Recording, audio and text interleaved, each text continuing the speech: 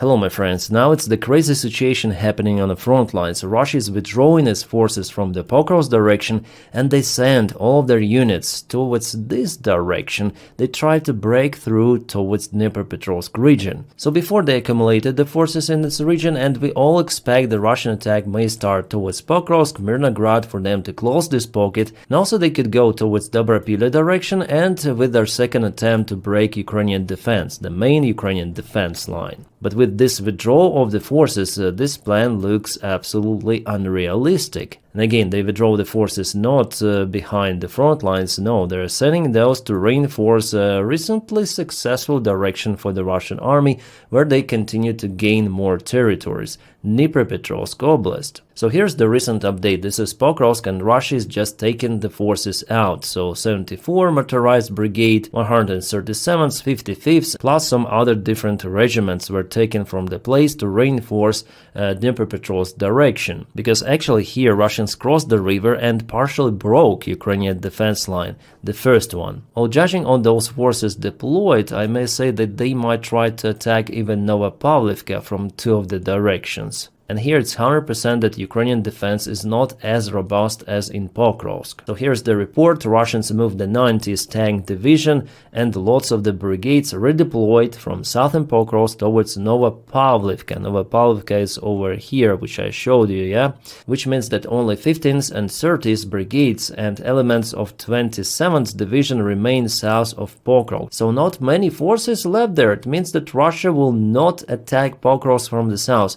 They are focused now on different direction. It changes absolutely everything. I mean, situation in the eastern front lines at least. But it could also touch potentially southern front lines, because this breakthrough, potentially, if it happens, Russians might use even to go to Zaporizhia. Yes, Zaporizhia is far away still, but they might try to go to the main supply highway in Pokrovsk village. I think it's better to review this wide scale of events. So Pokrovsk is over here. Russia is sending their forces here and here from Pokrovsk, again for potential breakthrough Ukrainian main defense lines, but there is the other defense line, and it is going somewhere near Pokrovsk. Well, I'll try to find out the map with the Ukrainian defense line. At first I was sure that it was going somewhere here, but I think it's after all a little behind. I will search for it. Russians are trying to move towards this place from Velika Novosilka, and also they might try to attack from this newly created bridgehead. If they of course cross the river and some of the natural obstacles, well, partially they already did it with some of the small amount of the forces,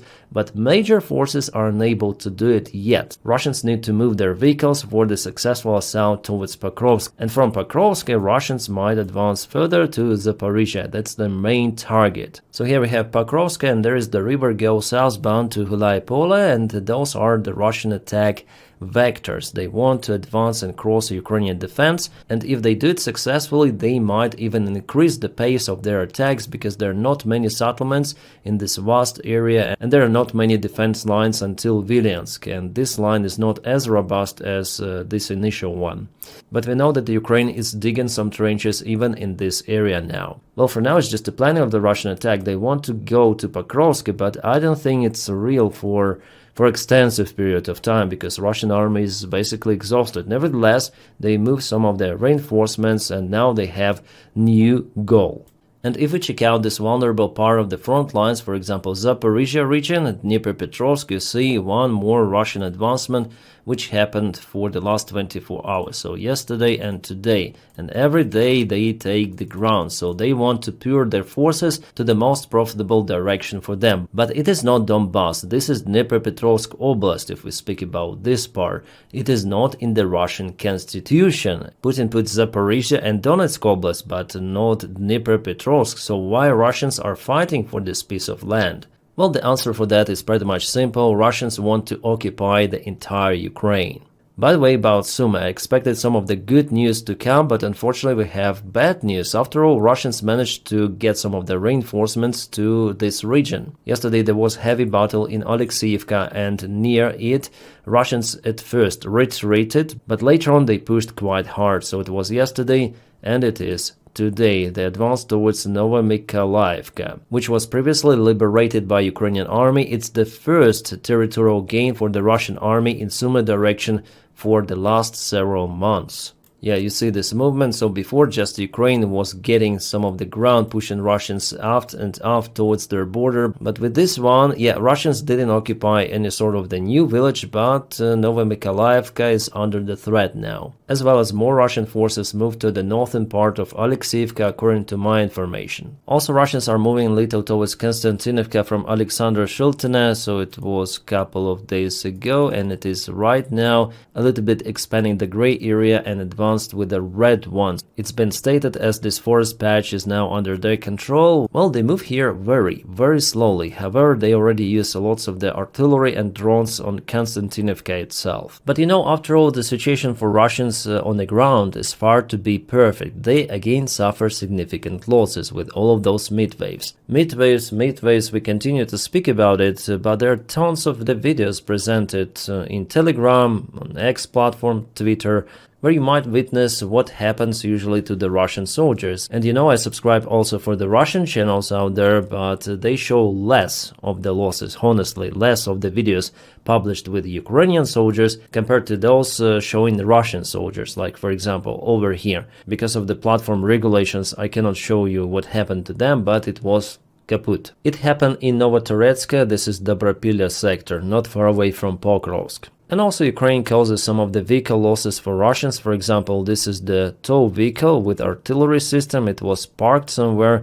And later on, Ukrainian drones found and kaputted those Russian positions together with their equipment, artillery and the vehicle. And as usual, Ukraine is using lots of the aviation. Recently, there were numerous of the strikes, especially in Pokrovsk direction. Sukhoi 27, MiG-29 continue to operate. So what Russians said at the very beginning of the war, how they annihilated Ukrainian Air Force, well, in fact, in several months, it's going to be 4 years of war, and still Ukraine is using aircraft, Soviet-made, Western-made. Russians were and are not able to establish air superiority over Ukraine or even over the eastern side of Ukraine. Yes, they also use aviation gliding bombs, but Ukraine might do it as well. Russians are not controlling the sky, so Ukrainian aviation is flying. Well, guys, if we take the situation on the front lines in general for the Russian army, it is not that good. Absolutely. They have significant losses, and the Ukraine is using this strategy to defend the territory with less losses. This is, by the way, T-62 tank, which was kaboomed some time ago. Sometimes Ukraine may also counterattack, but in most of the cases it holds the territory or even retreats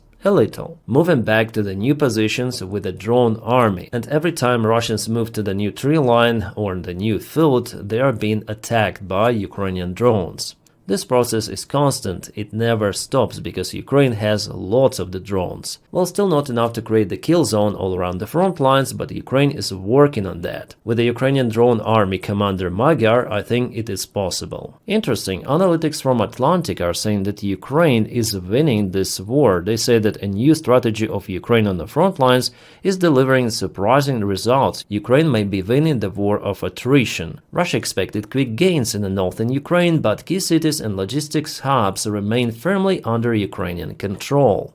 And this war is all about logistics, which is kind of weak for Russians. Meanwhile, we have good news. Ukraine started to obtain some of the armored vehicles from Italy. This train was spotted in Italy, I guess. Plus one more full of Puma vehicles was spotted in Slovenia. You can see there are multiple of those units.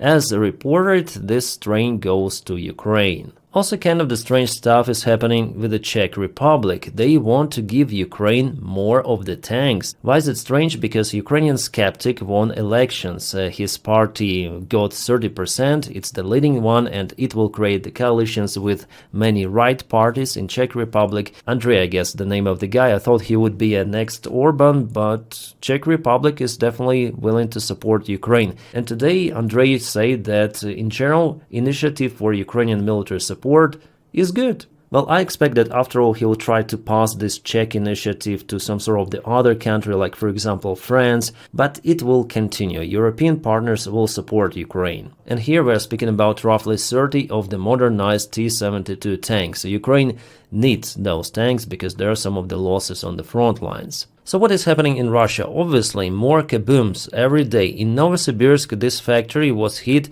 It was producing some of the components and details for Russian military. Firefighters reported that they eliminated the fire, but as we see, the structure is fully destroyed. Yep, it is completely gone. And this is the glow somewhere in Volgograd region. So far, I'm out of clue what was hit there, but locals report about kaboom. In Rostov Oblast, the electrical substation is on fire. It's been confirmed by the NASA satellites. And here Russians give us the analysis of their refineries and other military targets which were hit.